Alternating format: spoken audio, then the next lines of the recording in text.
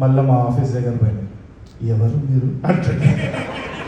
నువ్వు అన్నావు కదా పెళ్లి చూపుల సినిమా అని, ఆ పాడు సినిమా తీసి నేనే అని అంటే, సార్ యాక్టర్ అంటే ఆడిషన్ ఉన్నదా అలా ఆడిషన్కి వచ్చిండు. వాస్తవానికి ఆడిషన్ చేసినప్పుడు కూడా ఇదో పరిచయం అయిందని కూడా గుర్తులేదు. అంత అద్భుతంగా ఆయన పర్ఫామ్ చేసినాడు కాబట్టి ఆయనకు ఆ రోల్ వచ్చింది. అంతగా తప్పితే ఎవరో నేను ఏదో హెల్ప్ చేసిన ఇదేం కాదు, అది మీ సత్తా మీద మీకు వచ్చింది.